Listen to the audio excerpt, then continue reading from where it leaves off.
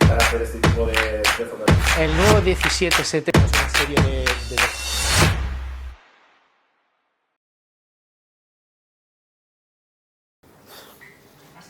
Bueno, antes que nada, muchas gracias a todos por venir, a los que habéis estado antes en la entrevista y a los nuevos que andáis por aquí.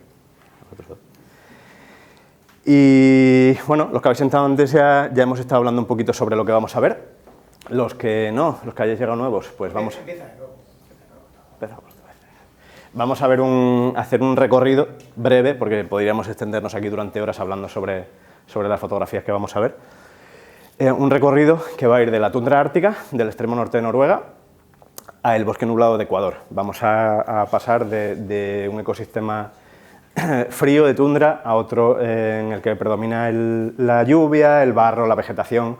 Vamos a tener unos contrastes muy grandes, pero vamos a ver también que hay puntos comunes entre unos y otros, especialmente cuando hablamos de problemáticas que afectan a la biodiversidad. Vamos a empezar con un pequeño vídeo de introducción que nos va a enseñar algunas imágenes muy cortitas y luego vamos al lío. A ver si se reproduce.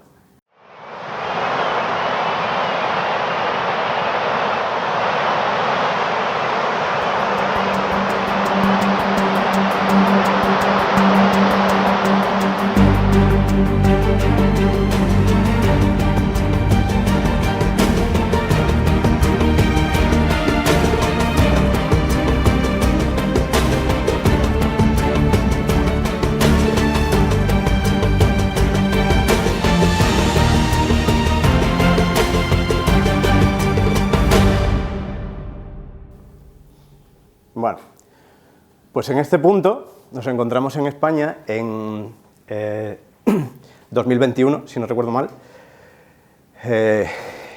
y aquí es donde va a comenzar nuestro viaje hacia el Ártico.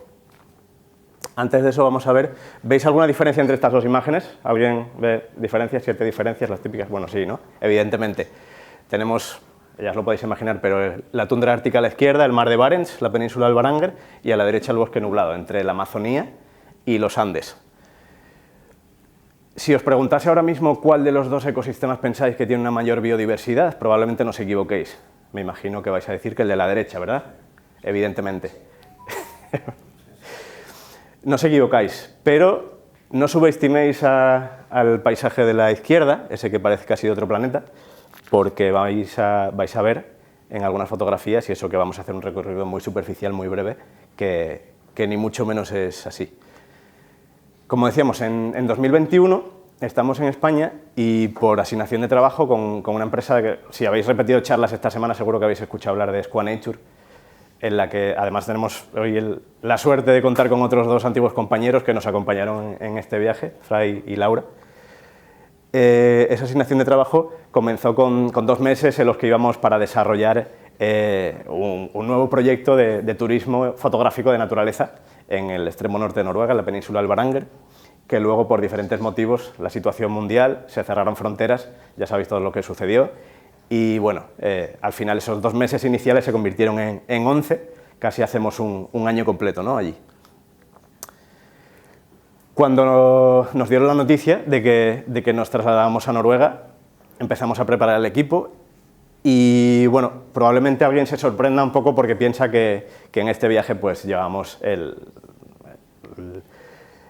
equipo, digamos, tope gama de la marca, a lo mejor de lo mejor, y aunque no era el equipo más caro y digamos los últimos modelos de la marca, para mí fue un equipo totalmente funcional y, bueno, vais a ver que trabajando con un modelo de cámara que mucha gente puede pensar que, bueno, es de iniciación, casi un rango medio, hay gente que lo considera casi pues como un juguete, entre comillas, ni muchísimo menos. Una cámara muy funcional, muy pequeña, algo que personalmente me encanta, sobre todo a la hora de poder viajar con este equipo, y ves que, bueno, tenemos todo el rango focal cubierto, desde los 9 milímetros hasta los 400, que en micro 4 tercios ya sabéis que equivale al doble de focal, ¿no?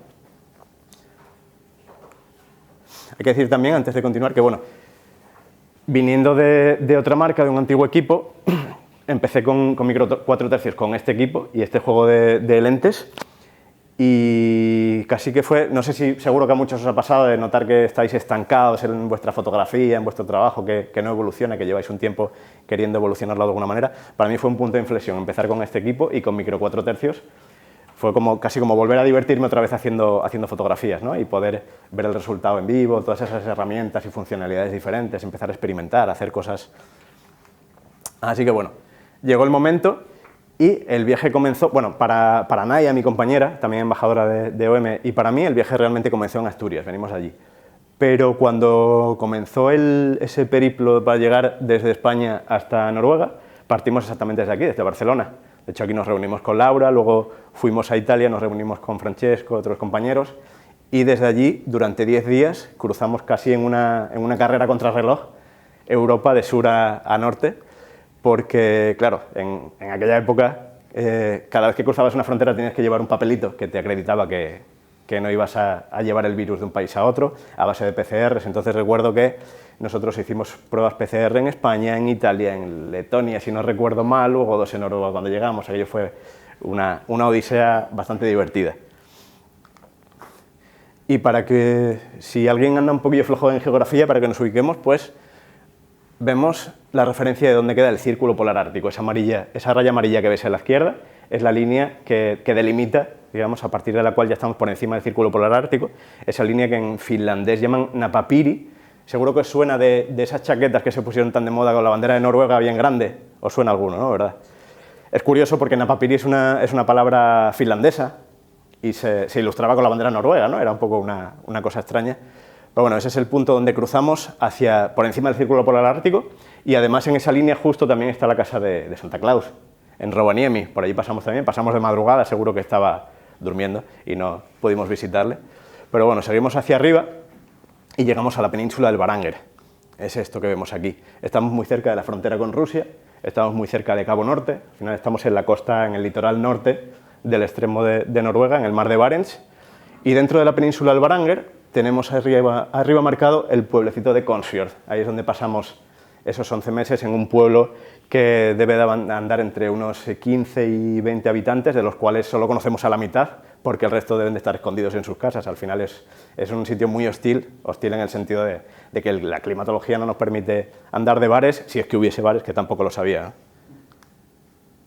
Y bueno, lo que sucedió cuando llegamos a Noruega pues fue eso, que tuvimos que pasar una temporada todavía encerrados, entre comillas, encerrados en casa, a base de pruebas PCR. Cada 2 por 3 teníamos que ir a meternos un palito por la nariz. Aquí, de hecho, tenemos al compañero Francesco, que lo tenemos de aquí, yendo a hacerse su prueba. Y pasaban las semanas y continuábamos así, estar a las vistas desde la ventana de casa, y teníamos a los familiares ya fritos de fotos hechas desde la misma ventana, que no sé cómo nos siguen hablando todavía, un día y otro día y otro día, y continuamos así. Hay que tener en cuenta que en este lugar, siempre por encima del círculo polar ártico, tenemos 2 meses en invierno en los que el sol no aparece, es una noche continua, y 2 meses en verano en los que sucede lo contrario. Tenemos el sol continuamente fuera, nunca se hace de noche. En este momento el sol empezaba ya, había un poquito de luz, pero a lo mejor teníamos 2 horas de luz al día aproximadamente, poco a poco iba aumentando, pero el resto del tiempo era de noche completamente. Entonces, bueno, aprovechamos la poquita luz que había para salir a dar un paseo, no nos cruzábamos con nadie, bueno, no había problema con el COVID, o para hacer fotos por la ventana y enseñárselas a familia y amigos. Y el resto del tiempo, pues paleando nieve, era lo que hacíamos. Uy. Al final nos hicimos un máster de palear nieve y de superar la frustración de recorrer 2 metros, mirar hacia atrás y ver que ya teníamos otra vez otro palmo de nieve, ¿no? Es las cosas que pasan en el Ártico. Y poco a poco, bueno, vamos teniendo un poco más de luz, podemos salir, podemos empezar a hacer alguna fotografía, que era lo que todos estabais esperando, poder ver alguna foto. Y aquí vemos los paisajes que tenemos alrededor de aquel pueblo de Consfjord, la península de Consfjord. Vemos las tormentas amenazantes sobre el mar de Barents. Bueno, evidentemente no soy fotógrafo de paisaje, pero quería ilustraros un poco lo que encontrábamos siempre que salíamos a dar un paseo con crampones, raquetas de nieve, abrigados hasta arriba. ¿Y qué pasa cuando se van las nubes? Habéis visto que en todas esas fotos anteriores siempre el cielo estaba encapotado, días entre comillas muy cortos, muy poquita luz, pero poco a poco de repente esas nubes iban desapareciendo cada vez más y entonces empezamos a ver esas luces verdes en el cielo. Hay veces que ni siquiera, que solamente las intuyes, tienes que hacer una fotografía de larga exposición para poder ver que realmente son auroras boreales y no nubes, ¿no? Pero de repente salta el aviso en el móvil y todos salimos corriendo a la calle porque hay un índice KP, el índice KP es el que indica la potencia de las auroras, un KP7 por ejemplo, y entonces es el día en que salíamos todos y nos quedamos con la boca abierta mirando al cielo, viendo este tipo de cosas, ¿no? Esto está hecho desde la puerta de casa, prácticamente. Vemos también el puerto de Consfield, bueno, tuvimos varias oportunidades de poder disfrutar de este espectáculo brutal. Y aquí, por ejemplo, esta imagen esta pequeña plataforma de madera ya se veía en una imagen anterior. No se aprecia bien, pero hay un pequeño dormidero de cormoranes encima de esa plataforma. Quedaros un poco con ese concepto porque luego vamos a hablar un poco sobre este tipo de construcciones que tienen también un desarrollo, una historia detrás. Siguiendo con las auroras, pues mira, aquí tenemos un ejemplo muy claro del uso del Light Composite en las cámaras OM, en las que para tener esta exposición correcta, entre comillas, bueno, la corrección al final depende de unos y de otros, en la imagen comenzamos con una exposición en la parte derecha, con una exposición correcta de las luces del pueblo, si no me equivoco es Berlevåg o Båtsfjord, ¿qué decís? Berlevåg. Cierto, porque es en el faro de Kjolnes, si no me equivoco. Y partiendo de esa primera exposición correcta, empezamos a visualizar en la pantalla cómo se van sumando luces. Entonces tenemos la exposición correcta a la derecha y las auroras que van apareciendo, desapareciendo, se van moviendo en la parte izquierda. Las intuíamos, pero no veíamos que estaban ahí. ¿Qué pasa? Que con una exposición larga con el Light Composite al final vamos teniendo esa composición de luces que se van sumando. De hecho, podíamos haber seguido sumando luces. ¿Qué pasaría? Veis que las estrellas empiezan a formar ya la traza, ¿no? Que se empiezan a apreciar un poquito, como cuando hacemos esas circumpolares, ya empiezan a dibujar una línea, podríamos haber seguido y en pantalla tendríamos una exposición correcta del pueblo, bueno, la luna está un poquito pasada, pero estaría ahí, las auroras cada vez se irían sumando más luces al estar en movimiento y las estrellas seguirían sumando esas trazas. Podríamos igual tener una foto espectacular con todos esos elementos lumínicos mezclados, pero Naya, si siguiese ahí, que la tenemos ahí, estaría congelada ya probablemente, ya no estaría aquí con nosotros. Entonces, bueno, es un ejemplo muy claro de lo que se puede hacer con esas sumas de luces, ¿no? Jugando con la fotografía computacional en la cámara. Y entonces, un día, pues bueno, ya consideramos que tenemos lo suficiente para salir y empezar a buscar lo que íbamos buscando allí, a la península del Varanger, ¿no? La fauna. Aunque las condiciones de luz todavía son complicadas. Tenemos poca luz, cielos muy nublados, condiciones un poco comprometidas para poder fotografiar. Veo que se ven unas rayitas, no sé por qué, no debería. Bueno, sea cosa de la tele. ¿Qué podemos hacer en estas situaciones un poco comprometidas de luz? Pues jugar con el contraste, por ejemplo. Tenemos luz, pero no suficiente. No nos permite captar detalles, captar texturas. Pues aumentando el contraste, subiendo mucho las luces, bajando mucho las sombras, ya podemos hacerlo en cámara o en postproducción. En este caso está, digamos, salvada un poco en postproducción. Podemos jugar con las claves bitonales, en las que bueno, tenemos composiciones muy sencillas, pero que nos permiten, todo el mundo, cualquiera ve esa fotografía y entiende de qué animal se trata. Incluso es una composición agradable, bueno, no es la composición más compleja del mundo, no nos cuenta tanto, pero funciona, ¿no? Como imagen. La misma especie fotografiada de otra manera. Ya veis, con un poco más de luz, en un trayecto por carretera, tenemos a una pareja de renos, de los cuales podemos hablar ya, saliéndonos un poco del tema fotográfico. Es la especie quizás más fácilmente fotografiable una vez que comenzamos a subir hacia el norte de Europa, ¿no? Es muy fácil ver estos rebaños de renos cerca de la carretera. Y algo que hay que saber es que los renos, a pesar de que viven en libertad casi la mayor parte del año, son propiedad de alguien, son ganado, por decirlo de alguna manera, del pueblo sami. El pueblo sami es el poblado, el conjunto de personas indígenas que pertenecen a la región del Finnmark y otras regiones de Rusia, del norte de Europa y Asia, la única que permanece a día de hoy. Luego tenemos, por ejemplo, los inuit en Groenlandia, si no me equivoco, pero de la Europa continental es la única etnia indígena que todavía permanece y sigue trabajando dedicándose al pastoreo de renos. Seguimos por esas carreteras de la península del Baránger y nos encontramos pues, un animal que todos conocemos, aquí el zorro rojo. Ojalá este zorro hubiese sido ártico, ojalá esta foto hubiese sido un zorro ártico, ¿verdad, Laura? Tenemos un problema aquí con el zorro rojo en la península del Baránger, en el Finnmark en general. El siglo pasado había una población de zorro ártico en el norte de Europa importante, saludable, en mayor o menor medida. Pero desde hace ya bastantes años la población de zorro ártico va en picado. De hecho, es un animal que depende directamente de la población de lemmings en estas zonas. Y los lemmings tienen un crecimiento que funciona con picos de natalidad en diferentes años, ¿no? Era algo cíclico. El último pico de natalidad de los lemmings, según estudios, se registró en 2011. Desde entonces no ha habido. En 2011 se registraron además varias camadas de zorros árticos en esta zona y tal, pero desde entonces no han tenido un buen año para criar. Claro, 2011 hasta ahora han pasado muchos años, podéis imaginaros la situación. Por suerte hay otros lugares, en Svalbard, en Islandia, donde hay poblaciones sanas de zorro ártico en las que se mantienen.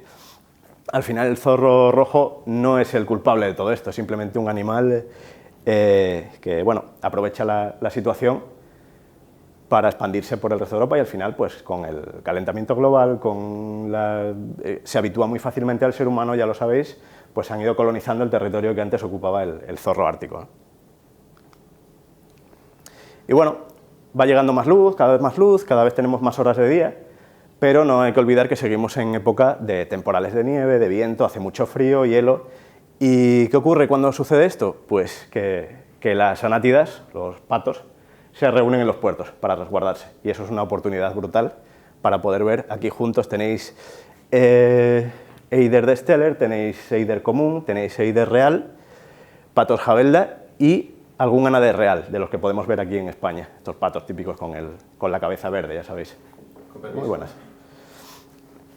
Se juntan todos en los puertos para resguardarse del temporal y es una oportunidad para poder fotografiarlos en las condiciones en las que viven, tan duras. Ya veis, de hecho, esta fotografía, de primeras hay gente que me ha dicho, es una fotografía, es un paneo, ¿no? Has hecho un tal. Y no, las líneas que veis horizontales son el viento y la nieve, que soplan totalmente horizontales, y es contra lo que tienen que luchar estos animales en el día a día, esperando a que llegue la temporada buena, ¿no? El buen clima.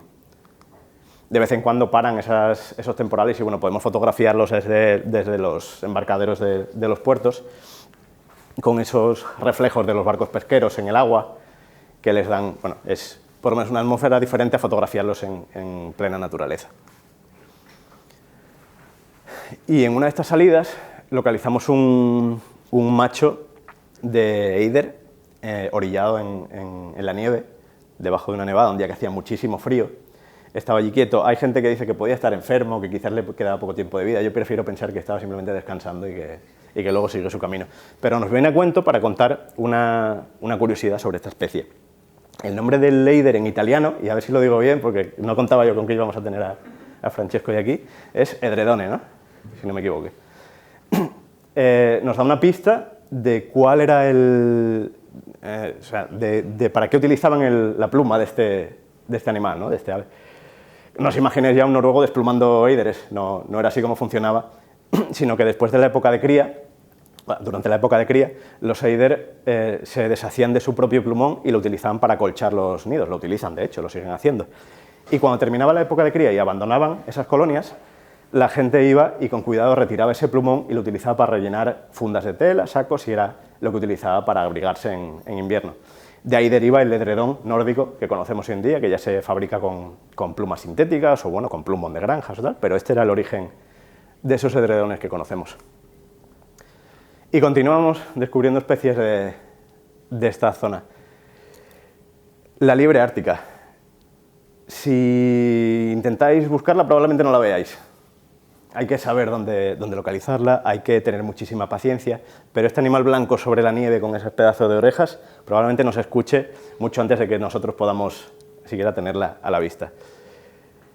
Si conocemos los sitios en los que poder observarla, es mucho más fácil, pero hay que saber dónde, claro. Y poco a poco van llegando otros animales, se va acercando la época de la primavera, en la que mejora el tiempo, vamos a tener sol durante las 24 horas, se va a convertir en un vergel aquello, pero todavía no, todavía sigue habiendo noche, sigue nevando, pero bueno, ya hay algunas aves que van llegando hasta la península y se van preparando, se adelantan un poco al resto, y aquí tenemos, por ejemplo, los cisnes cantores bajo la nieve. Son las sorpresas que te puede... De hecho, esto está hecho en un punto en concreto en el que pasábamos por la carretera, en el que cada vez que pasábamos parecía un lugar mágico porque encontramos una cosa diferente, ¿no? Justo en ese lugar. Y ahora sí, empieza a llegar la luz, empieza a subir la temperatura. Esta fotografía está hecha en la Reserva Natural de Tannamuningen, en el fiordo del río Tana. Y con el registro histórico, en la fecha en la que se hizo esta fotografía, en una situación normal debería estar totalmente cubierto de hielo todavía. Las montañas comenzarían a verse un poquito y tal, pero debería haber mucho más cantidad de hielo. Al final, tenéis que entender que es un sistema que se retroalimenta y cuando empieza a deshacerse el hielo, se derrite, empieza a verse el fondo de roca, de arena oscuro, absorbe calor. Claro, la capa de hielo ejercía casi como una nevera, ¿no? Refleja toda esa luz solar y no se calienta, pero cuando empieza a calentarse el suelo, empieza a derretirse más hielo y al final llega un punto de no retorno en el que todo se derrite y ya se forman esos humedales y todo ese ecosistema que cambia totalmente el paisaje desde unas semanas antes.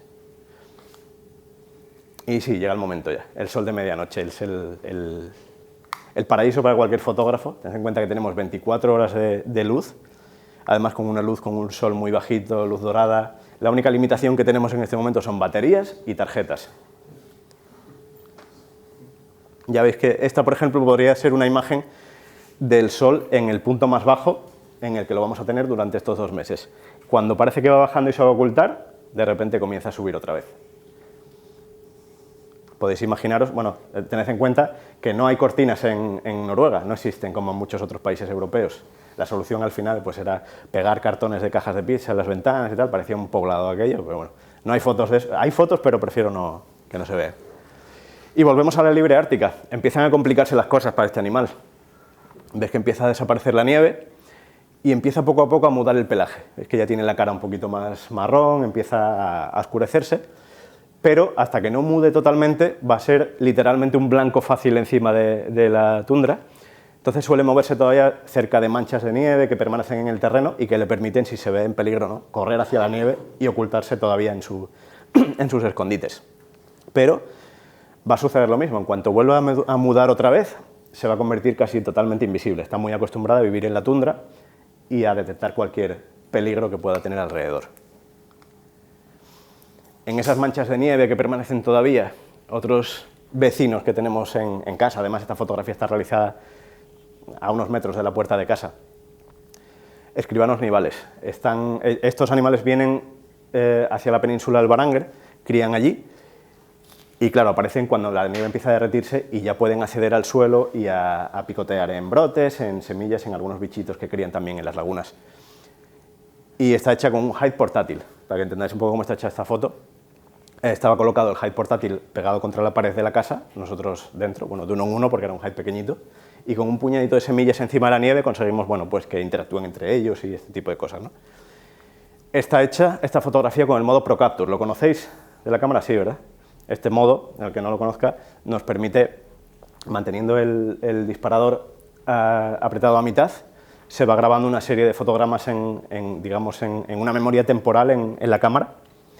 Si soltamos, se borran todas esas imágenes, pero cuando apretamos a fondo, se graba la imagen que disparamos en ese momento y todas las imágenes previas, por lo tanto luego podemos revisar todas las imágenes anteriores y no tenemos que... O sea, es mucho más difícil que nos perdamos algún momento, algún detalle, una acción como esta. Si disparamos y en la cámara se graban 25 fotogramas, por ejemplo, se puede configurar anteriores al disparo, entonces podemos recuperar ese momento, esa milésima de segundo que nos hemos perdido, ¿no? Y luego elegir cuál es la que más nos interesa. Sí, claro, evidentemente, sí. ¿Conocéis a estas aves por aquí? Claro, yo la fauna de Cataluña no la tengo muy localizada, pero me imagino que sí, que por aquí tenéis ostreros también. Por el norte, en Asturias, también, efectivamente, tenemos alguna ocasional, pero es casi una sorpresa, una buena sorpresa, ¿no?, verla por allí por Asturias. Aquí eran nuestros vecinos en en casa, a unos metros de la puerta, teníamos una playa de roca y criaban unos vecinos además bastante ruidosos, bastante escandalosos, poco discretos, pero claro, es una maravilla poder fotografiarlos así. Y bueno, otros vecinos también que tenemos por casa. Las focas comunes aprovechaban el buen tiempo, el sol, cuando baja la marea, que sobresalen esas rocas para solearse y mirarte así con indiferencia. Todo esto era en la zona en la que vivíamos, en Consfio, en ese pueblito de 15, 20 habitantes, en los alrededores. Pero cuando salimos de allí, tenemos una sola carretera que rodea toda la península del Baranger, casi una carretera no circular porque no termina de unirse, pero recorre, digamos, toda la costa de la península. Y podemos encontrar paisajes como estos. Digamos que se pueden combinar estos paisajes que son casi lunares, casi de otro planeta, esas rocas puntiagudas, que muchas veces incluso confundimos con aves cuando las vemos así de lejos y tal, nos llevan alguna que otra decepción, con las, no las estepas, pero bueno, la tundra, esas llanuras inmensas. Y recorriendo esas carreteras podemos encontrar cosas muy interesantes. De nuevo, como decíamos antes con la liebre ártica, si sabemos un poco dónde mirar, si tenemos el terreno un poco trabajado, si llevamos tiempo allí, podemos encontrar, por ejemplo, me quedo sin... El campestre, que se me van los nombres. El búho campestre o lechuza campestre, aquí cada uno ya lo llama a su manera. Yo prefiero búho campestre. Y bueno, este ave se mueve principalmente, es muy fácil encontrarlo, relativamente fácil, en torno a poblaciones pequeñas. Parece que solamente vamos a encontrarlo en zonas muy salvajes, muy agrestes, pero ya veis que no está posado en una rama natural, sino en un poste muy cercano a una casa, o es posible fotografiarlo incluso en los jardines de las casas, posado y tal. Un animal que está allí, bueno, pasa el día así, de hecho el día, porque hay 24 horas de sol, esperando a que algún ratoncillo incauto salga y bueno, pueda darle caza. Falaropo picofino, otro de los animales que encontramos recorriendo las carreteras de la península del Baranger.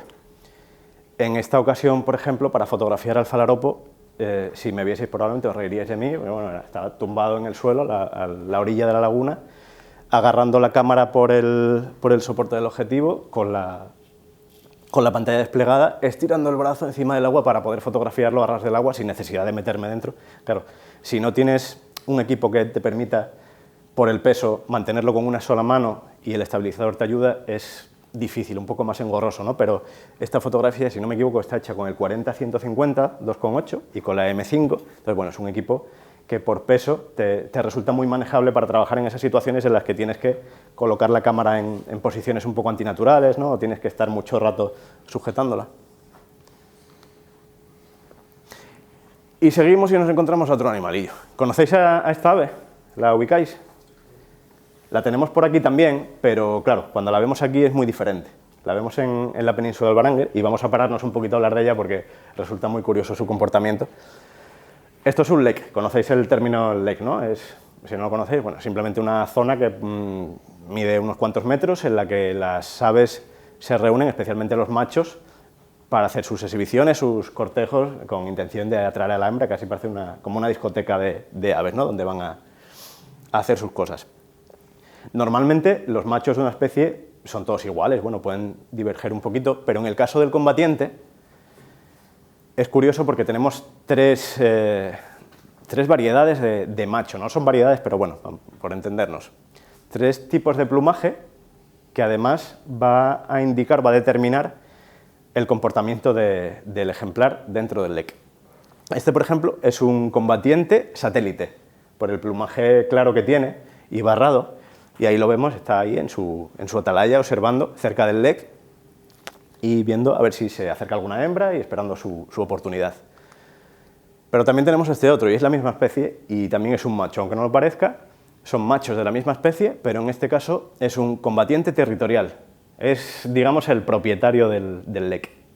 Es el dominante, es quien manda, y él está dentro del lek. Normalmente además suelen estar en el mismo sitio, posados, y año tras año repiten el mismo sitio, y ellos no se mueven de ahí. El satélite sí que puede moverse de un lek a otro, y bueno, es un poco más oportunista, ¿no? Esperando la oportunidad por si aparece una hembra.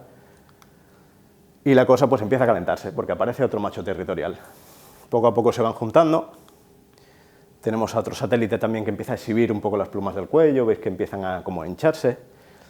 También tenemos público, claro. Un combate sin público no tiene sentido. Tenemos un grupo de renos, además, esta imagen está tomada allí, en el mismo sitio.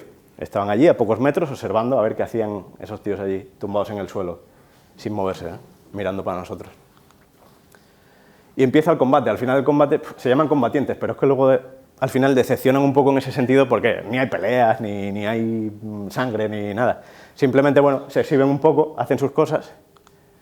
Veis que se hinchan las plumas del cuello. Es otro territorial, el anterior era territorial también.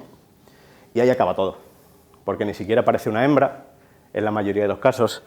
Es curioso, y no tenemos fotografías de ello, pero hay que mencionar el caso del tercer tipo que hablamos de combatiente, es el que se conoce como feeder. El feeder es el más inteligente de todos. Su estrategia se basa en simular con el plumaje que es una hembra. Utiliza el mismo plumaje que la hembra, muy parecido, y bueno, mientras que los demás están haciendo sus exhibiciones y sus cosas de machitos, él se acerca y va buscando una hembra a ver si se arrima y tal. ¿Qué pasa? Que si va vestido de hembra y se mete entre los machos, hay veces que se puede llevar algún susto también, y sucede.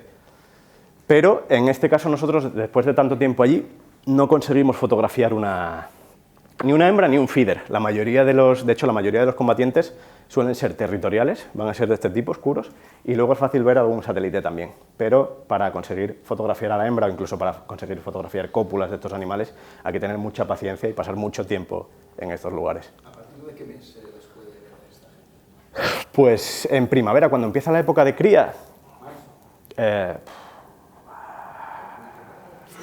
que depende también un poco de cada año, pero bueno, un poco más tarde, quizás abril, mayo, sí, pero bueno, en la época de cría es cuestión porque además es un proceso que tampoco se alarga demasiado en el tiempo. Tienes que estar muy atento y aprovechar esas 2 o 3 semanas en las que se mantiene la actividad de los LECs. Es que nunca les he pillado. Pues ahí tienes una asignatura pendiente. Y bueno, vamos a pasar de una especie icónica de la península de Baranger a otra, el charrán ártico. Cuando se habla de las grandes migraciones, normalmente uno piensa en los grandes grupos de miles de ñúes cruzando países de África, ¿no? Y fronteras en busca de comida. Pero para mí personalmente la gran migración es la que hacen estos animales, el charrán ártico. Recorren cada año unos 70.000 kilómetros, es una estimación, evidentemente. Y se estima que a lo largo de la vida de un charrán ártico puede recorrer aproximadamente la distancia que recorreríamos si fuésemos 3 veces hasta la Luna, ida y vuelta. Puede parecer una barbaridad, yo la primera vez que lo escuché, que lo leí, me pareció que era un dato exagerado, pero si agarras una calculadora y te pones a hacer la cuenta, realmente te das cuenta de que es así, que es cierto. Todos los años migran del polo norte al polo sur y viceversa. Hay que tener en cuenta que son unas aves relativamente pequeñas que pasan la mayor parte del tiempo en vuelo. Y comienzan a llegar para criar allá. Tenemos el charrán ártico en vuelo, pescando, tenemos algún otro, veis además lo más característico del charrán ártico quizás es el pico tan rojizo que tienen. Y ahora vamos a pasar a ver fotos del charrán común, y esto es, porque además tiene una explicación. ¿Os acordáis de la plataforma de madera de la que hablamos en una de las fotos de la aurora boreal, de la que vamos a recuperar luego? Pues vamos allá.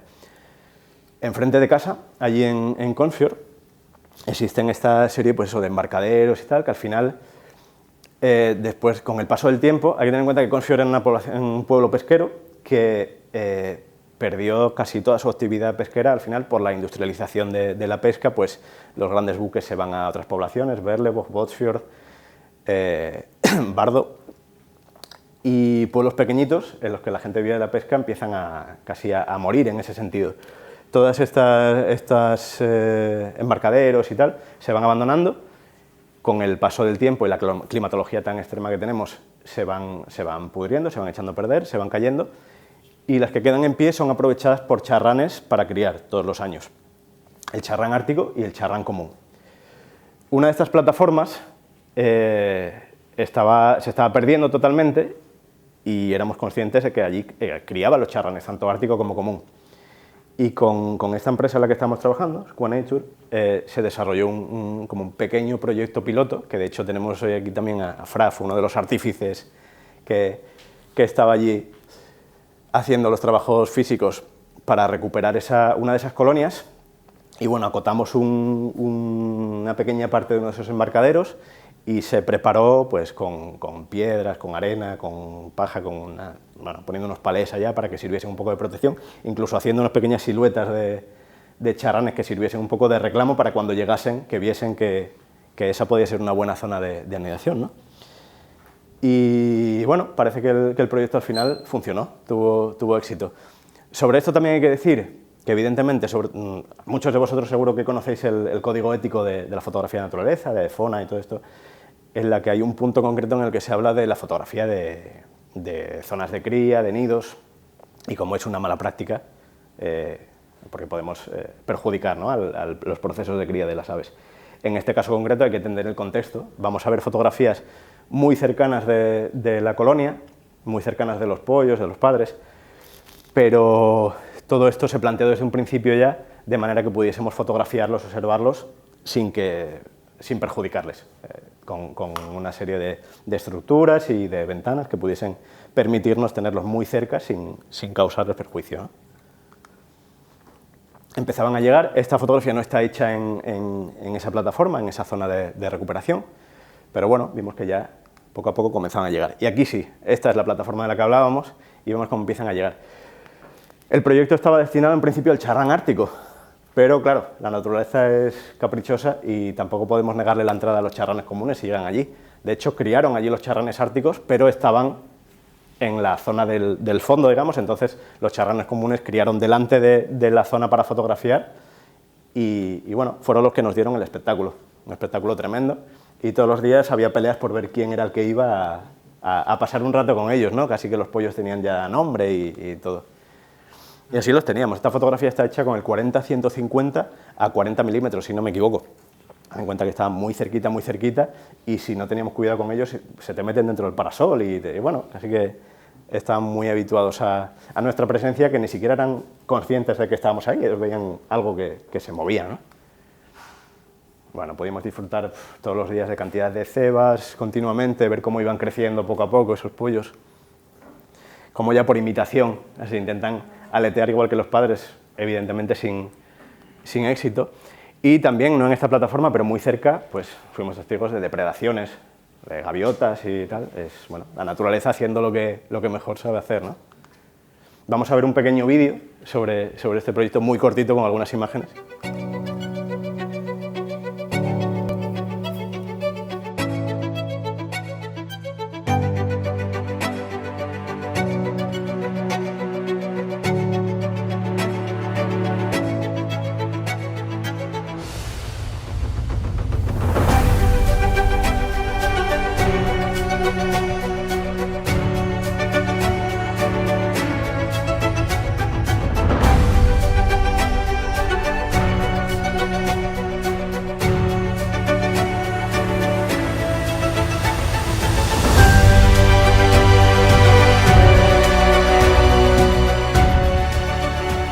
Con la intriga de lo que sucedió.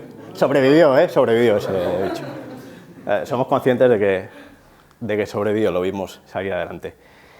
Y bueno, terminando con esos grandes migradores, pasamos a otros que quizás no hacen una migración tan espectacular, pero bueno, tienen un recorrido interesante también y suelen moverse desde el norte de Europa hasta el Golfo de Guinea, los países que forman esa parte de África, que son los alcatraces atlánticos. Para eso nos echamos a la mar y bueno, llegamos hasta una colonia difícilmente accesible, a la que para llegar, bueno, hay que saltar del barco, subir por una serie de muros ayudándose de unas cuerdas. Dicho así, suena casi más espectacular todavía de lo que era. Pero nos permite acercarnos y poder ver a estos animales que quizás, no sé si por aquí, por el Mediterráneo, se suelen ver o no, creo que no, por el Cantábrico sí que. De hecho, ahora mismo estamos con el paso migratorio y está siendo este año además espectacular. Se ven muy cerquita de la costa, pasando en grupos muy grandes. Pero claro, no es lo mismo que verlos aquí, tan cerquita y en la época de cría, en su colonia, ¿no? Los vemos cómo están haciendo aportes a los nidos continuamente, con algas. Desde ese punto de vista, además, estamos al nivel de sus vuelos. Y vemos cómo se van agrupando en las paredes de la colonia. ¿Veis algo que os llame la atención en esta imagen? Plástico. Sí, ¿verdad? Redes, claro. Aquí lo veis mucho mejor. La mayoría de esa maraña que conforman los nidos son redes de pesca o plásticos. Al final, ellos van a utilizar lo que tienen más a mano y parece que se hace hasta raro, ¿no?, que en un sitio tan remoto y tan lejano haya tal cantidad de plásticos acumulados, pero al final la industria pesquera en el Baranger, en el mar de Barents, es muy potente y hay muchos restos de redes que utilizan. Hay gente que dirá, bueno, es que si se las quitamos entonces ya van a tener más difícil hacer nidos. No, siempre van a... De hecho, antes de que existiesen las redes, ellos ya fabricaban sus nidos y han sobrevivido hasta hoy, ¿no? Y no tendrían problema, seguramente. Bueno, tenemos alguna otra fotografía de los cortejos entre las parejas. Y continuamos el viaje por mar, continuamos en barco y vamos encontrando algún animal espectacular. Estos son de mis animales favoritos, los cetáceos. Y tenemos algunos encuentros con ballenas jorobadas, con rorcuales también, además con ese telón de fondo espectacular, ¿no?, de las paredes gigantes del fiordo. Incluso eso, cuando el sol ya va bajando un poquito, que no se llega a poner, después de eso vuelve a subir otra vez, pero tenemos esas luces naranjas espectaculares y las ballenas soplando alrededor. Se me ponen los pelos de punta todavía de acordarme de esos momentos. Pero no todas las imágenes de ballenas son tan agradables. También podemos encontrar cosas como esta. Tenemos un cachalote que apareció varado en la costa y claro, tened en cuenta que con el frío que hace aquí todavía, estuvimos viendo ese cadáver de cachalote durante semanas y semanas que seguía allí en la costa. Si hubiese sucedido en un clima más caliente, más cálido, rápidamente se hubiese descompuesto y tal, pero aquí duró mucho y daba un poco de pena no pasar al lado cada vez que pasas por esa carretera. Y aunque este animal probablemente estaba enfermo, herido y acabó varado en la playa, sí que nos sirve un poco para hablar de la situación de las ballenas en estos países. Noruega es uno de los 3 países en el mundo que digamos, se salta, entre comillas, la moratoria de caza de ballenas, junto con Islandia y Japón, que permiten la caza de ballenas con fines comerciales. Hay otros países como Alaska, por ejemplo, en los que se cazan ballenas, pero es caza para autoconsumo, bueno, es algo casi cultural, ¿no?, que tienen y bueno, no es tan perjudicial como en este caso. El año pasado, las ballenas que se mataron en Noruega, solamente en Noruega, fueron 580, si no recuerdo mal.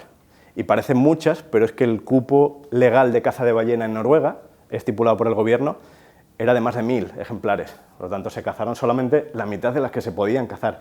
Y aún así, otro dato más para ver un poco lo absurdo de toda esta situación, es que hay estudios también, de hecho creo que es el mismo estudio si no recuerdo mal, que dice que solamente entre el 2 y el 4% de la población de Noruega consume carne de ballena habitualmente. Por lo tanto, no es un producto de primera necesidad, ni muchísimo menos. Antiguamente era algo necesario porque se aprovechaba toda la ballena, el aceite, los huesos, la carne, todo para subsistir. En un clima tan extremo como este era normal que, bueno, utilizasen cualquier recurso. Pero hoy en día es algo innecesario y que sigue haciéndose. De hecho, otros lugares donde se hacen son esas matanzas en las Islas Feroe, que probablemente habéis visto, de delfines, en las que se tiñe el agua de rojo, de sangre y tal, ¿no? Situaciones que no deberían de darse a día de hoy. Y algo que estabais esperando todos los fotógrafos seguro, pues la visita a Ornoya. ¿Qué os voy a decir de Ornoya? Pues seguramente ya habéis visto miles de fotos de frailecillos y de todo, pero bueno, os voy a contar un poco nuestra experiencia, ¿no? Pensad que todavía estábamos en esos 2 meses en los que pensábamos, bueno, llegamos y luego nos vamos y tal. Aquí nos vamos un poco antes en el tiempo, ¿no? Y bueno, hacíamos nuestra primera visita a Ornoya y pensábamos que iba a ser la última porque luego ya nos íbamos y queríamos ver frailecillos, claro, íbamos y no nos íbamos a ir sin un frailecillo. Aquí tenemos la península, veis dónde se sitúa la isla de Bardo, a la que se entra, es una isla a la que se accede por un túnel que va por debajo del mar y desde allí tenemos que ir en ferry, en un barco pequeñito, hasta la isla de Ornoya. Y bueno, llegamos, ahí tenemos el barco, que parte desde el puerto de Bardo, y nos encontramos pues, con cormoranes moñudos, perdón. Muchos, además. Bueno, nos reciben y comenzamos a fotografiarlos. Es una época en la que todavía no ha alcanzado todo su potencial la isla, digamos, en cuanto a cría de aves, pero hay muchos cormoranes. Vemos aquí, algo curioso, es que la isla de Bardo está en la frontera con Rusia y tenemos una base militar americana allí, con esos radares grandes, esas bolas gigantes blancas que rompen el paisaje de las islas, ¿no? Y que parece que no pegan mucho allí, pero bueno, le dan un punto. Y tenemos a todos esos cormoranes con los que bueno, podemos jugar. Esta fotografía está hecha creo que también con el 40-150, 40-150, 2.8, que da una nitidez brutal para hacer este tipo de fotografías. Y finalmente apareció el frailecillo que estábamos esperando. ¿Qué pasa? Que en ese momento estaba llegando el ferry que nos venía a buscar, teníamos que irnos porque ya no había otro barco que volviese a tierra, aparece un frailecillo, todos nerviosos, y cada uno pudo fotografiarlo como pudo. Veis que además no es el frailecillo más bonito del mundo, todavía tiene la cara gris, no tiene esos colores tan característicos, el fondo, la luz no era buena, pero bueno, creo que todos los que estamos aquí y que estuvieron allí, que somos 4, tenemos especial cariño un poco a la foto que sacamos a ese frailecillo porque fue el primero que conseguimos ver, y aunque luego, aquí no lo sabíamos, pero luego, claro, íbamos a volver muchas veces a Arnoia y íbamos a tener muchas posibilidades de fotografiarlos. Y la siguiente vez que llegamos a Arnoia, ¿qué pasó? ¿Qué nos encontramos? Pues este espectáculo. Miles y miles de aves, incluso en el agua todavía, antes de llegar, tenemos araos bridados, se ve alguno por ahí también, alcas, todos juntos en el agua, en el aire, por todas partes, el ruido, el olor, os podéis imaginar, aquello era un espectáculo tremendo. O sea, las fotografías que puedes hacer en ese momento son estas, no puedes focalizarte en un solo ave porque es imposible, están sucediendo miles de cosas alrededor y es para volverse loco. Vemos como además ya se van posicionando todos en las paredes de roca de la isla, todos buscando su espacio para criar, para construir el nido, interactuando unos con otros. Ahí volvemos a ver un poco más en detalle esa base militar americana en el fondo. Y bueno, aquí tenemos, por ejemplo, se ve muy bien los dos tipos de arao que podemos encontrar, el común y el bridado, que no es que sea otra especie, sino que tiene esa característica, como esa raya blanca pintada en el ojo, etcétera, que bueno, le da un toque siempre. Cuando vamos a fotografiar araos, casi siempre al final acaba uno buscando los bridados entre los comunes, ¿no? para fotografiarlos porque tienen ese puntito casi más estético. Y bueno, también tiene sus cositas, su intimidad entre tanto follón y tal. Es muy fácil poder observar cópulas de todas las aves en la isla. Hasta que aparece el pigargo europeo.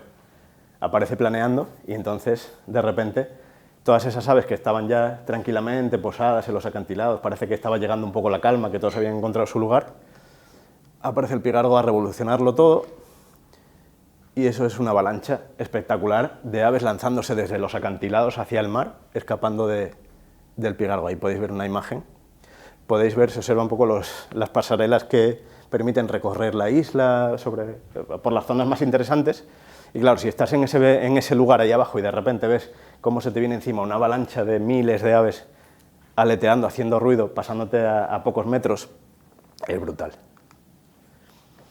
Y bueno, por fin aparecieron otra vez pues eso, los frailecillos y tuvimos la oportunidad de trabajar con ellos al final y tenemos creo que miles de fotos de frailecillos de todas las maneras hasta al final terminar haciendo este tipo de imágenes, bueno, saliendo un poco de lo convencional, con este tipo de aves, así con ese, no solamente con el frailecillo, también funciona con otras muchas, pero da mucho juego cuando buscamos la simetría, totalmente frontal, y cuando podemos tener esos fondos así blancos, casi que descontextualizamos al ave totalmente y le hacemos, parece una foto de DNI, totalmente frontal, que no es fácil conseguir esos fondos allá tampoco, porque al final en esta época ya tenemos mucho colorido, tenemos una luz mucho más intensa y tal, tenemos al final que encontrar el punto de vista, bajarnos, tirarnos al suelo y buscar tener un fondo un poco nublado o una mancha de nieve que todavía permanezca, pero bueno, al final, después de muchos intentos, conseguir sacar la foto que andaba buscando durante esos días, que era este tipo de retrato.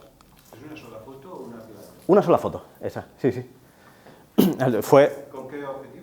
Si no recuerdo mal, 40-150, 2.8 también, cerrando mucho diafragma para tener más profundidad de campo y teniendo mucha paciencia, sobre todo.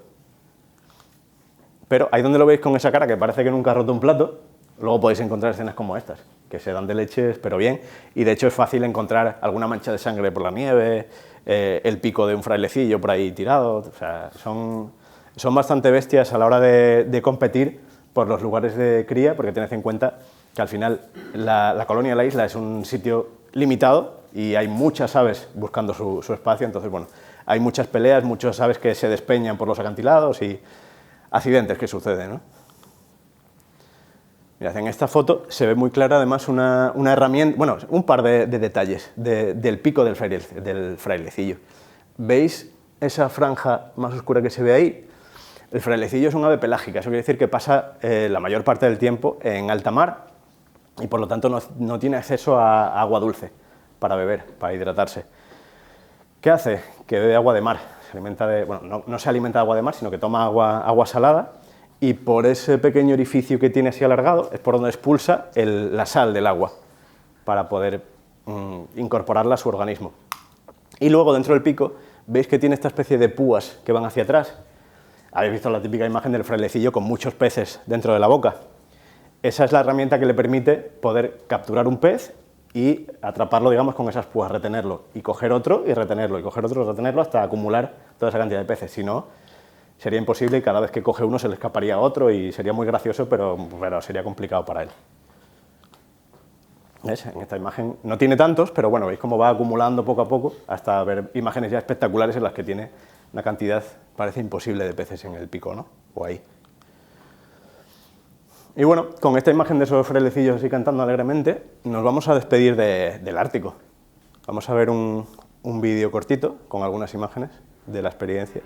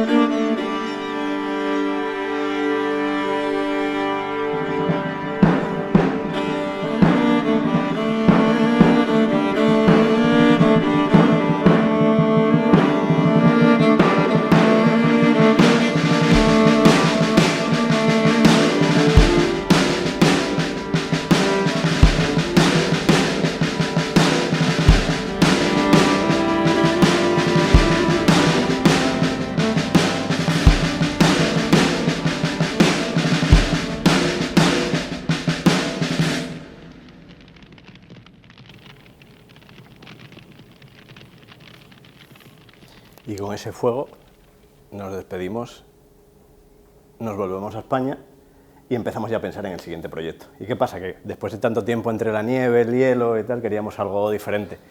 Y en principio pensamos en algo más caribeño, y a nosotros, por algún motivo que desconocemos, Ecuador nos sonaba a Caribe y a calorcito, y nos equivocamos bastante. Nos fuimos a trabajar durante 3 meses al bosque nublado de Ecuador. Para que lo situéis, bueno, Ecuador más o menos, me imagino que lo tenéis ubicado. ¿Veis esa manchita de aquí? Son las Islas Galápagos. No hay persona a la que le hablemos de que estuvimos en Ecuador que nos pregunte, ¿pero no fuisteis a las Islas Galápagos? No, ni tuvimos tiempo, ni íbamos a ello, ni realmente están tan cerca como la gente piensa. Piensan que es, pues bueno, una isla ahí cerca de la costa que se puede visitar yendo en barco, y no, está muy lejos de Ecuador. Y aparte necesitas cumplir unos requisitos y una serie de papeleos y burocracia para poder ir y estar allí una temporada, ¿no? Pues bien, nosotros llegamos a Quito y viajamos hasta donde veis ese marcador, bajamos de los Andes hacia el interior y llegamos al corredor ecológico Llanganate-Sangay, el CELS que llaman. El corredor ecológico Llanganate-Sangay es toda esa franja amarilla un poco más oscura que veis ahí, que separa el Parque Nacional Llanganates en el norte y el Parque Nacional Sangay en el sur. De manera natural debería de ser un corredor de conectividad entre los dos parques que permitiese el flujo de especímenes, sobre todo evidentemente de especímenes terrestres, mamíferos, reptiles, anfibios.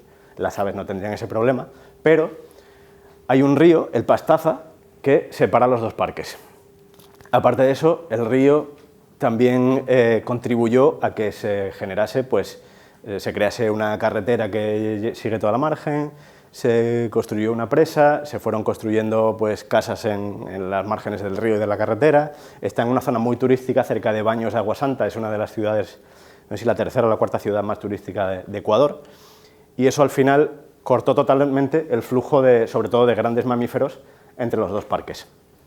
Lo que estaba sucediendo aquí es que la WWF, junto con otros organismos, Ecominga, por ejemplo, otras organizaciones locales, comenzaron a plantear hace tiempo el corredor ecológico Llanganate-Sangay, un proyecto que trataba de recuperar la conectividad entre los dos parques con una serie de pasos sobre las carreteras, aprovechando que había algunos túneles, pues en los pasos sobre los túneles, intentando recuperar ese paso y, sobre todo, más importante que recuperarlo, o que intentar recuperarlo, confirmar que estaba funcionando bien el proyecto a base pues, de equipos que se dedicaban a rastrear con cámaras trampa o recogiendo pelos, excrementos y poder certificar que había un intercambio genético entre los dos parques, ¿no? En esta ocasión ampliamos un poco el equipo. Habíamos vuelto ya del Ártico, habíamos probado el equipo, estábamos muy contentos con el resultado y decidimos bueno, invertir un poco más y además contamos con la ayuda también de la marca que bueno, nos cedió una serie de equipos de respaldo porque imaginaros que llegamos allí, estamos 3 meses y en la segunda semana por algún motivo se nos cae una cámara y se nos estropea. En el lugar en el que estábamos no teníamos acceso ni a tiendas, ni a servicio técnico, ni nada. Bueno, todo el equipo por duplicado, vamos con la OM1 y la M1X. Y luego veis que ampliamos en cuanto a focales, pues tenemos el 300 milímetros y el 245 F4 Pro, que es un objetivo brutal para grabar vídeo. Era además uno de los objetivos, valga la redundancia allí, era grabar bastante vídeo para documentar lo que fuésemos encontrando. Y, de hecho, vamos a ver un pequeño vídeo de introducción para que veáis el entorno en el que nos encontramos cuando llegamos, ¿no?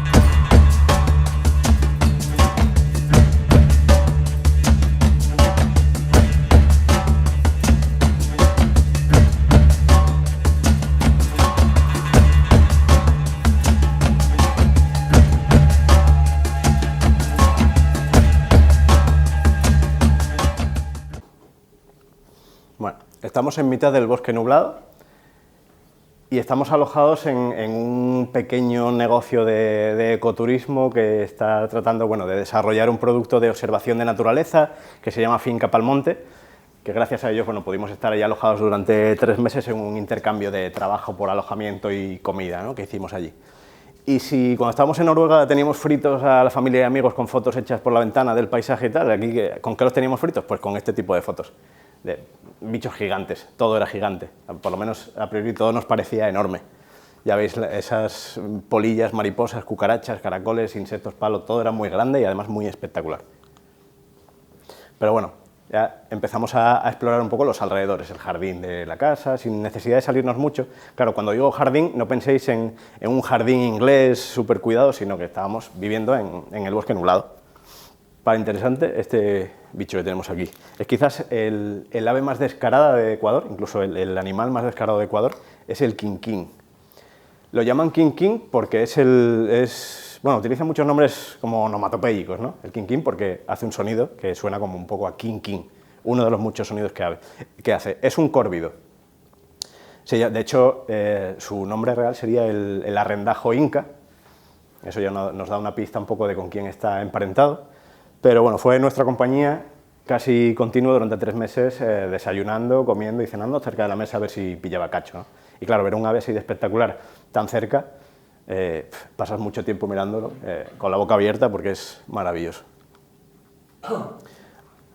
Este otro ave se llama momoto. Se llama momoto también, o eso dicen, ¿no? Ciertas personas dicen que se llama momoto porque se asemeja un poco al sonido que hace un moto o algo así parecido. Y no sé si os recuerda algún ave que tenemos por aquí, en nuestro país. ¿Os recuerda algo? Exactamente. Tiene una cabeza muy parecida al abejaruco y es que es un coraciforme también. Es de la familia de los abejarucos, de las carracas o incluso del martín pescador. Como el martín no tiene tanto parecido, se parece mucho más eso a un abejaruco, ¿no? La cabeza. Lo llaman también, si no me equivoco, el barranquero o el pájaro o el péndulo barranquero, porque esa cola, aunque este tiene la cola un poco así deshecha, perjudicada, pero utiliza la cola se coloca así, rígido, y balancea la cola casi como un reloj de péndulo, ¿no? La verdad que es curioso de ver. Y este otro ave, si los otros eran el quinquín y el momoto, pues este, ¿se os ocurre cómo se puede llamar? ¿O cómo lo llaman? Pues el pío pío. Tampoco tiene no tiene mucha fantasía. Es un, si no recuerdo mal, es un mosquerito caridorado. El nombre real es mosquerito caridorado, pero coloquialmente lo llaman el pío pío. Y teníamos la suerte, el pío pío es un pájaro muy pequeñito, muy nervioso, que estaba construyendo el nido en un árbol delante de casa, y lo veis aportando musgo continuamente, adelante y atrás. Pero bueno, una de las cosas que más nos interesaba, evidentemente, eran los colibríes. Era la primera vez que los veíamos. Y claro, desde aquí, desde España, íbamos con la guía de aves estudiada. Y era muy fácil, lo veías en la guía de aves y dices tú, bueno, hay 50 colibríes diferentes, pero eso, diferentes. Cada uno tiene su color, sus diferencias. ¿Qué pasa? Que las plumas del colibrí son iridiscentes. Quiere decir que cambian de color, depende del ángulo de la luz como les dé. Por lo tanto, si tienes a un mismo colibrí de frente, tienes muy claro que es una especie, pero en cuanto se gira y mira hacia el lado, te rompe los esquemas totalmente y ya no sabes qué es lo que estás viendo. Al final tienes que ver muchas fotos y leer mucho en las guías y comparar con fotos de otras personas y al final terminar preguntándole a otra persona que sepa, porque no, es imposible. Hay algunos que sí son muy característicos, por ejemplo el colibrí de raquetas sí que es muy fácil de identificar. De hecho, hay una curiosidad, veis que tiene una especie como de calcetines en las patitas, esos pompones, que el colibrí de raquetas de la vertiente interior de los Andes la tiene amarilla y el de la zona costera lo tiene blanca, si no recuerdo mal. Pero es muy fácil de identificar un colibrí de raquetas porque es muy característico, ¿no? En cambio hay otros que no tanto. Que por ejemplo tenemos un colibrí de Bouguer, si no me equivoco, que probablemente me equivoque y si lo ve algún experto en colibríes dirá, no, es tal, pero bueno, yo os digo lo que he conseguido identificar hasta a día de hoy. Entonces, bueno, empezamos a fotografiarlos siempre al principio, cuando están posados, cuando están tranquilos, la manera fácil de fotografiar a un colibrí, que también hay veces que están tranquilos. Por ejemplo, tenemos otro... No, este es un frentivioleta, brillante frentivioleta, si no me equivoco. Pero claro, llega un momento en que nos cansamos de hacer fotografías de aves posadas, de colibríes, tenemos cientos de ellas, todas iguales, de vez en cuando aparece alguno diferente o algún posadero un poco más particular. Pero llega el momento en que bueno, empiezas a trabajar con alta velocidad, con flashes, e intentar fotografiarlos en vuelo, cuando ya llevamos, hay que decir que esto es después de varias semanas ya, fotografiándolos y sobre todo observándolos, identificando cuáles son las flores a las que se acercan, cuáles son los momentos, por ejemplo ya, pues te das cuenta de que justo el momento en el que deja de llover y aparece el sol, ellos aprovechan todos en grupos a ir a ciertas flores para alimentarse, aprovechando antes de que vuelva a llover otra vez, que no tarda mucho. Entonces, bueno, ya estás preparado y sabes dónde van a ir, cómo van a ir, de hecho ya sabes cuál es el comportamiento para comer de cada uno de los colibríes. En el caso, por ejemplo, este es un colibrí de Bouguer, si no me equivoco, también, este es un frentivioleta. Este colibrí, esta fotografía está hecha con flash y con una exposición larga, entonces tenemos, si no me equivoco, a la cortina delantera.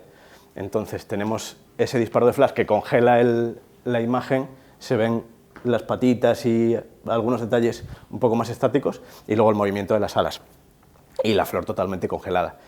Este colibrí, por ejemplo, ya identificamos que se alimenta en vuelo, en cambio hay otros que lo que hacen es posarse en la flor y meter el pico por el hueco que queda entre la flor y alimentarse por esa parte. Cada uno tiene un poco sus particularidades que ayudan a tomar fotografías. De hecho, por ejemplo, este otro colibrí es el colibrí ermitaño leonado, si no me equivoco, y su particularidad es que cuando llega a alimentarse a una flor se mantiene delante, estático, y se va acercando y alejando, pero siempre al mismo sitio, y a lo mejor hace como 4 o 5 entradas así, ¿no? Se acerca, se alimenta y se aleja, pero al mismo sitio. Es relativamente fácil conseguir esta foto, porque cuando entra y sale una vez, ya sabes dónde va a volver otra vez. Ya tienes la foto encuadrada, estás preparado y solo tienes que disparar cuando está en el lugar y lo tienes. ¿Qué pasa? Que bueno, ya tenemos muchas fotografías así también y decimos, bueno, vamos a pasar mucho tiempo aquí, vamos a intentar hacer algo un poco más estético. Igual que pasaba con el frailecillo, que buscábamos un fondo blanco casi para sacarlo de su hábitat y tener una imagen un poco más artística, pues intentamos lo mismo, ¿no? Cuando ya va bajando la luz, las últimas horas del día, utilizamos los flashes para iluminar un primer plano y dejar en sombra el fondo, cerrando diafragma y con todas estas cosas que sabéis que podemos hacer para que entre menos luz al sensor. conseguimos congelarlos, pues tenemos es un brillante frentivioleta, si no me equivoco, tenemos el Inca bronceado, que no había salido todavía, muy característico, es más grande que los otros y además totalmente marrón, pero tiene un vuelo espectacular. Otra vez, ¿veis la diferencia de la otra foto del ermitaño leonado a esta? Bueno, nos permite casi centrarnos más en los detalles del propio ave y olvidarnos de esas texturas del fondo, del bokeh, de todo lo demás, ¿no? Solamente centrarnos en el animal. Perdón, ¿hay flash aquí? Sí, claro, estas fotografías están hechas, de hecho están hechas con 3 flashes. 2 adelante a 45 grados y un flash atrás de contra para intentar siluetear un poco, que no siempre es fácil porque, claro, tú no sabes dónde se va a colocar el animal. Puedes tener el flash orientado hacia un lugar y de repente viene y se te coloca 2 metros más allá y tienes que intentar, bueno, salvar la situación como puedas o tener mucha paciencia. Sí, claro, están todos sincronizados para disparar desde cámara. No tienes ningún flash montado en el cuerpo de la cámara, sino que los tienes los 3 sacados fuera. Y fulminador, o sea, y softbox. Bueno, sí, en este caso utilizamos unas pequeñitas plegables que llevamos para hacer macro también y las teníamos colocadas eso, para tamizar un poco la luz y que no fuese... Sí, claro, no, que hay veces que ves montajes para colibríes con cartulinas de fondo y softbox muy grandes, focos grandes y tal. Esto, bueno, era un equipo un poco portátil para poder trabajar con ellos, pero que da unos resultados... Sí, muy pequeñitas, sí, una cosita así, que además se pliegan y caben en cualquier bolsillo, son muy prácticas. Y otra ave muy característica, ya no, pasamos de los colibríes y vamos a buscar al gallito de roca, o el gallo de la peña, tiene varios nombres, depende del país en el que lo encontremos. Estas aves también es fácil encontrarlas si sabemos dónde se localiza su lek. Tienen un lek también, igual que pasaba con el combatiente, donde los machos se reúnen para gritar. Prácticamente si los combatientes lo que hacían eran exhibir las plumas y estar allí mirando a ver si llegaba una hembra, estas aves lo que hacen es juntarse a gritar, a ver quién grita más. Es como un manicomio aquello. Curiosamente ninguna de las fotos que hay está gritando, pero os puedo decir que sí, que lo que hacen es gritar, no hacen otra cosa. Y con estas aves pasa algo, y es que el lek está dentro de la finca en la que estábamos alojados, en Finca Palmonte, que os comentaba antes que era como un alojamiento de ecoturismo. Tenía muchas hectáreas de terreno, muchas de ellas ni siquiera nadie las había recorrido nunca porque son hectáreas de terreno, pero en un terreno muy complicado de caminar, en mitad del bosque nublado al final, tiene una vegetación muy densa, con cañones, con ríos, entonces hay muchas zonas que ni siquiera se han visitado nunca, son como un santuario animal, digamos, pero hay otras que sí, y estaba localizado este lek de gallito de roca desde hacía muchas generaciones, ya se sabía y la gente iba allí a disfrutar de ellos y tal, y es algo que se conoce desde hace muchos años. Y hace unos años había un proyecto de construir una carretera que pasaba muy cerca del lek del gallito de roca. De hecho, podemos casi asegurar al 100% que iba a perjudicar al lek y que iba a hacer que lo abandonasen, si no algo peor.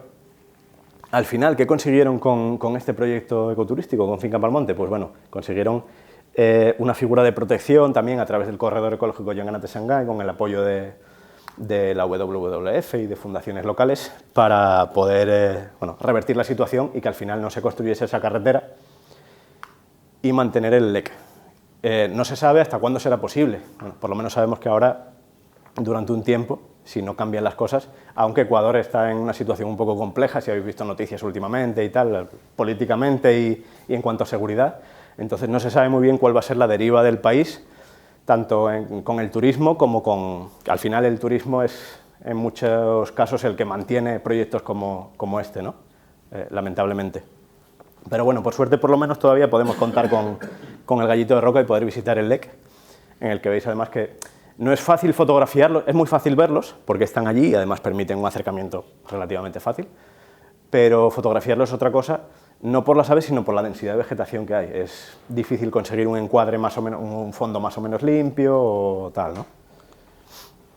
Veis ahí, por ejemplo, un fondo mucho más sucio que las otras imágenes, pero bueno, aún así, solamente el hecho de poder disfrutar de ellos y verlos es una maravilla. Y otras aves que podemos encontrar también por la zona, pues por ejemplo un autillo pálido, con mala cara, tiene pinta de haber pasado mala noche. Hay que decir que es después de un temporal, de una tormenta, no temporal, sino una tormenta de estas que caen en estos lugares en los que llueve muchísimo durante un periodo corto de tiempo y los animales después de eso, todos los que fotografías pues están así, ¿no? Como todos mojados, con mala cara.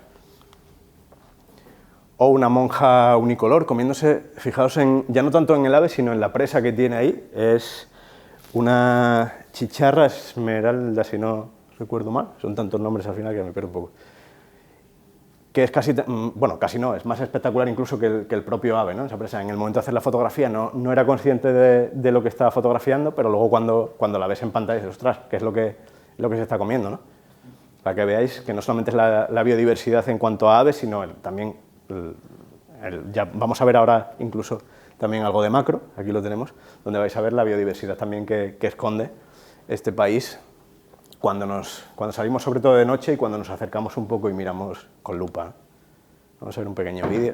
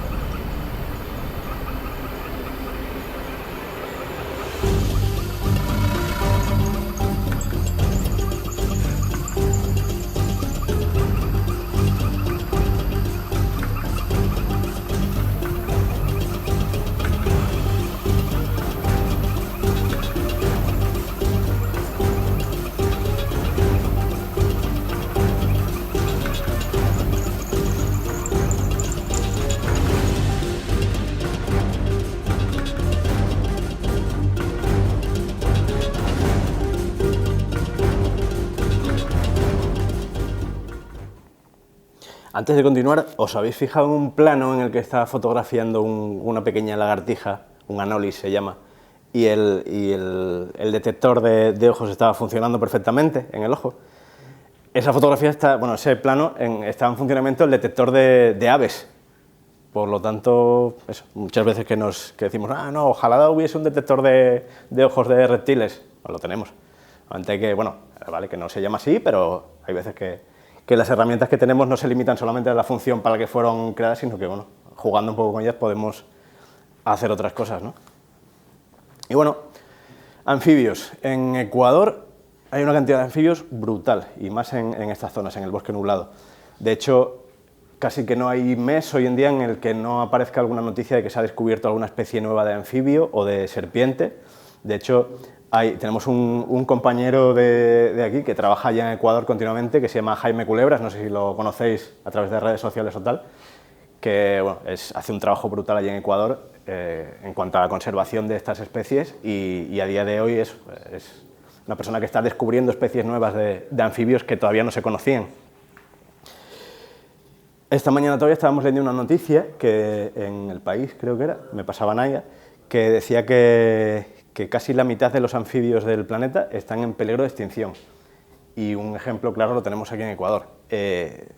La minería es uno de los mayores problemas ecológicos en el país, porque la minería en Ecuador al final se desarrolla en los cauces de los ríos, que son el hábitat de muchos de estos animales, y se hace sin control. Es un país en el que, por lo que decíamos, ¿no? Por la densidad de la vegetación, es muy difícil controlar explotaciones mineras ilegales, a no ser que se haga desde el aire, que se haga con determinadas técnicas que no siempre se pueden aplicar. Y luego, una vez que se encuentran, que se sabe que se está haciendo, bueno, pues ya sabemos que las autoridades tampoco, hay veces que incluso participan en este tipo de cosas y tal, y están asolando muchas hectáreas de terreno que son el hábitat de este tipo de animales. Hay muchas de estas especies, muchas especies de anfibios que van a desaparecer sin que siquiera sepamos que existían. Probablemente ya lo estén haciendo. Y hablábamos antes del tamaño vamos a quitarle un poco de drama al asunto, hablamos del tamaño de los insectos, veíamos esas polillas gigantes y todo, y aquí vemos el caso contrario. Veis, esta ranita está encima de una hoja, pero es que hay que tener en cuenta que es una hoja muy pequeñita, y ves cómo está posada encima de los pelos de la hoja y ni siquiera los aplasta. Son animales diminutos, y de hecho vamos a ver un ejemplo en esta foto.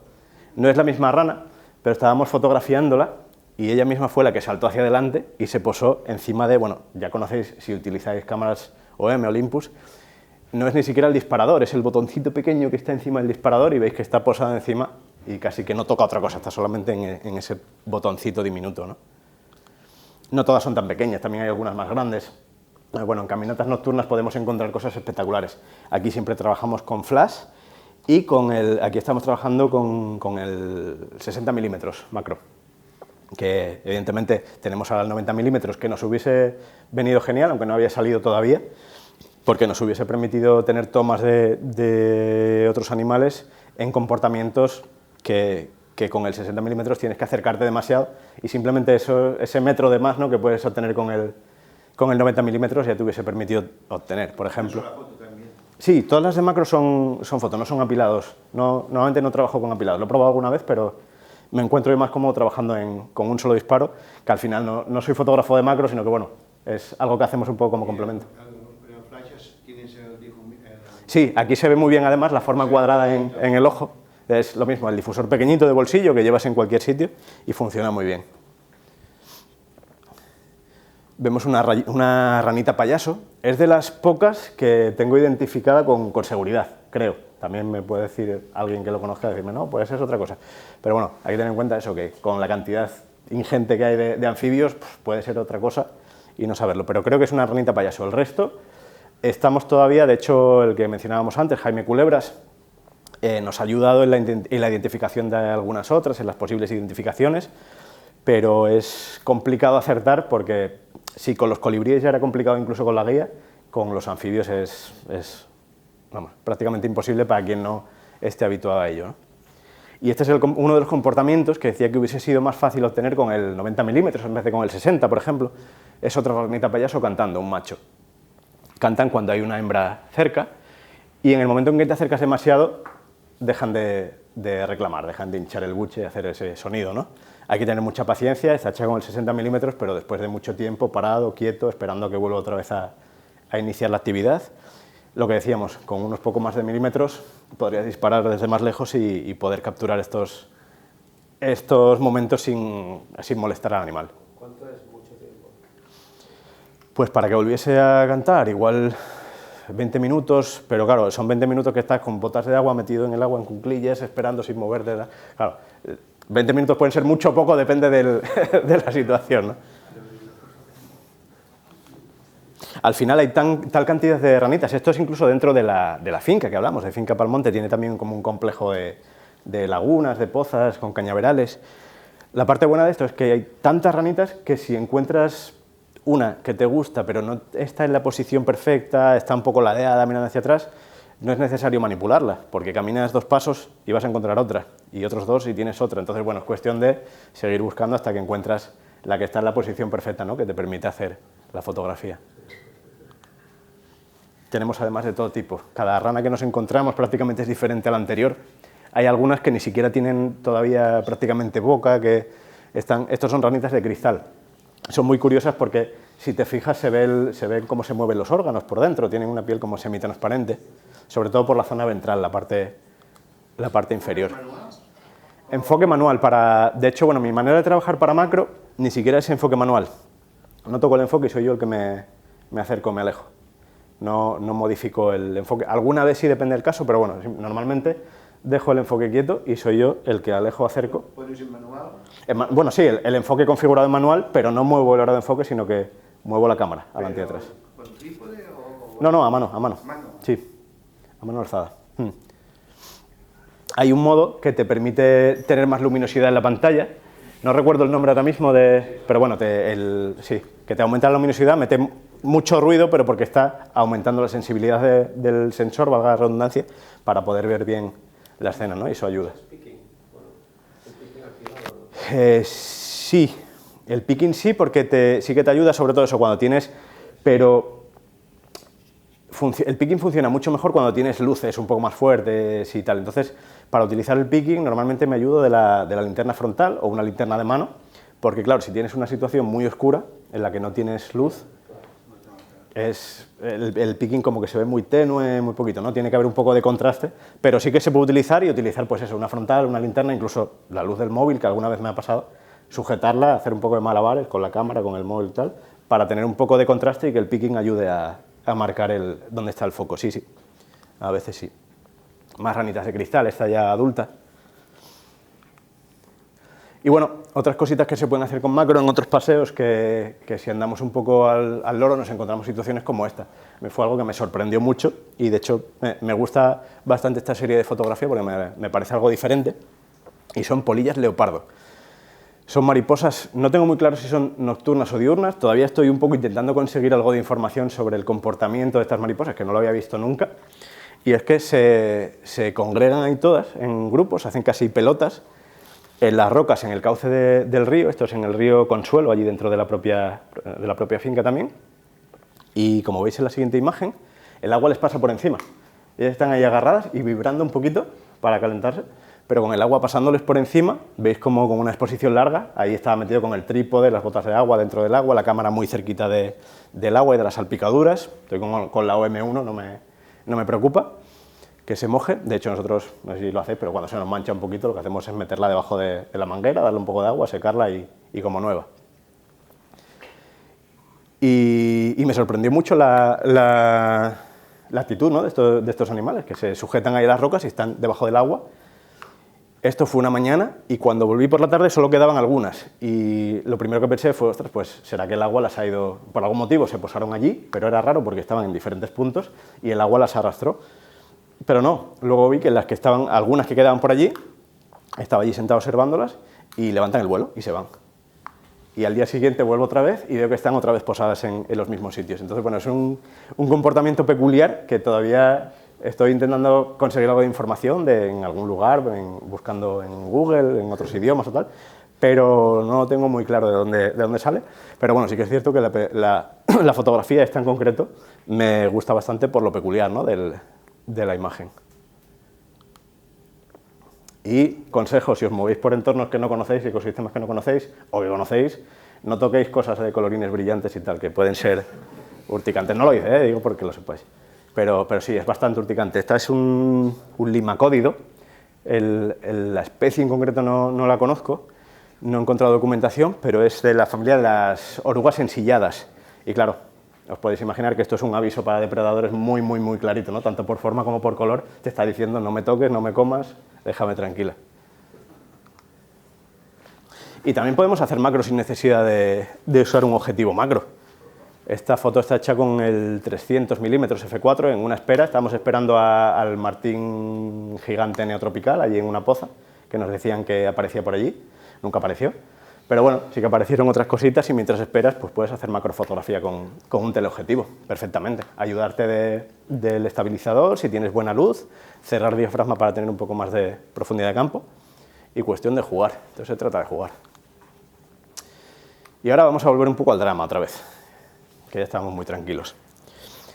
Estando en la finca tuvimos un par de visitas de monos capuchinos. Estábamos allí y bueno, la gente local nos dijo, ostras, mira, se escucha el mono capuchino, vamos a buscarlo. Y vas, lo buscas y en un par de ocasiones pudimos fotografiar a los monos capuchinos bastante bien, además ejemplares más jóvenes. Un ejemplar, son monos capuchinos de frente blanca, no común. Veis un ejemplar adulto, un macho alfa. De hecho, esta foto no es mía, es de Naya, tengo que decirlo. Lo vimos los dos, pero yo no me dio lugar a conseguir la foto, y así llegó un poco antes. Fue un momento muy, muy breve, pero esta fotografía sorprendió incluso a los guardabosques de la zona, porque decían que no habían visto un capuchino de frente blanca alfa tan grandote, ¿no? Casi que recuerda un poco a los grandes gorilas, con esa espalda así tan ancha y tal. Evidentemente no, tienen un tamaño más pequeño, pero tiene el porte de un simio grande, ¿no? Estas fotos están hechas allí en la finca, pero nos quedamos con ganas de ver más capuchinos y bueno, buscando un poco de información vimos que en una zona, adentrándonos un poco más en la Amazonía, en Puerto Misahuallí, que es digamos la entrada turística a la Amazonía, había una población de mono capuchino bastante fácil de ver. Dijimos, bueno, vamos para allá a ver qué nos encontramos. Y sí que es verdad que llegamos tempranito un día, estaba lloviendo, había poca gente, y en los alrededores del pueblo de Puerto Misahuallí, bueno, encontramos pues, un grupo grande que se dejó fotografiar bastante bien, bajo la lluvia, estaban ahí alimentándose tranquilamente. Pero cuando ya nos retirábamos, vimos una situación que bueno, nos llamó la atención, y era la relación que tiene la población local de esa población, de Puerto Misahuallí, con estos animales y con el turismo. Se crea una situación un poco compleja y esta foto como que la reproduce muy bien, ¿no? Veis que hay una serie de comercios que bueno, viven prácticamente en este pueblo de la presencia del mono capuchino y del reclamo turístico que supone para la gente. Claro, cuando estuvimos pasando vimos esta serie de carteles y dijimos, bueno, tampoco será para tanto, no será necesario que incidan tanto en ello, porque además había muchos de estos, ¿no?, de estos carteles. Pero la realidad luego fue otra, pues vimos cómo comienzan a llegar barcos de turistas y los propios locales y guías, pues bueno, utilizan alimento para atraer a los capuchinos, que se suban encima de los turistas, alimentarlos. Se escuchan pocas quejas de la gente allí está encantada y no se les puede culpar por ello, porque al final es su modo de vida y es lo que les aporta economía al pueblo. Y claro, tampoco puedes luchar contra eso que llevan haciendo tanto tiempo, ¿no? Puedes luchar contra ello, pero bueno, por otros medios, tampoco puedes confrontarles y decirles, oye, esto está mal, porque nosotros hacemos cosas iguales o peores muchas veces. Pero sí que es verdad que la situación es un poco como rocambolesca, ¿no? Ver cómo alimentan continuamente a los monos, ves situaciones así, las que tienen además contactos muy directos, que además, si todo esto lo unimos con el COVID del que venimos, es un poco mostrar, igual estamos alimentando aquí una bomba de relojería que nos puede explotar en la cara en cualquier momento. Y no solo eso, sino que los monos, acostumbrados tanto al ser humano, campan por el pueblo a sus anchas y al final acaban destrozando todo lo que pillan a su paso, porque es normal, son monos. Y bueno, levantan tejados de los puestos y se meten debajo y tiran cosas y roban comida, y es normal porque hacen pues lo que hacen animales cuando se habitúan a un escenario, ¿no? Hemos visto a gente salir corriendo detrás de los monos con una escoba para intentar espantarlos, mientras que los monos por detrás robaban. Así que, bueno, con esta imagen y un pequeño vídeo vamos a terminar la presentación y, bueno, sirva un poco como reflexión de la relación que tenemos con la biodiversidad, tanto en un lugar como en otro, acordados del Ártico y de Ecuador, que no son más que eso, que dos ejemplos de todos los que podemos encontrar a lo largo y ancho del mundo, ¿no? Y vamos a ver un pequeño vídeo en el que vamos a ver muchas especies que no pudimos fotografiar, otras sí.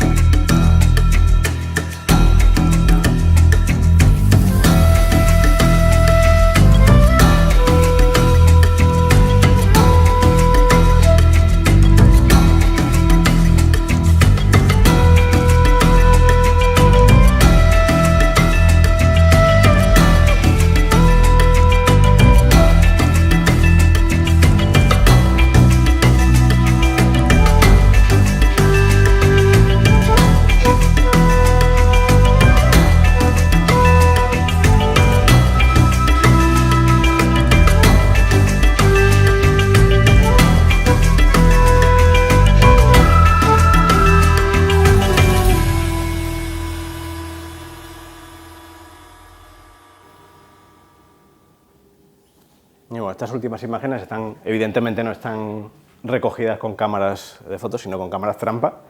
No son nuestras, sino que son cedidas por Finca Palmonte o por las asociaciones locales, pero todas están grabadas dentro de esta propiedad y al final son la demostración de que ese proyecto, el corredor ecológico Yanganate-Sangay del que hablábamos, funciona y, bueno, por suerte, cada día está ofreciendo mejores resultados. De hecho, el único animal que faltaba por registrar dentro de la propiedad era el jaguar, y semanas después de irnos nosotros ya nos pasaron imágenes del jaguar dentro de la propiedad, o sea que bueno, hay un poquito de esperanza todavía. Y con esto acabamos. Muchas gracias a todos por haber venido.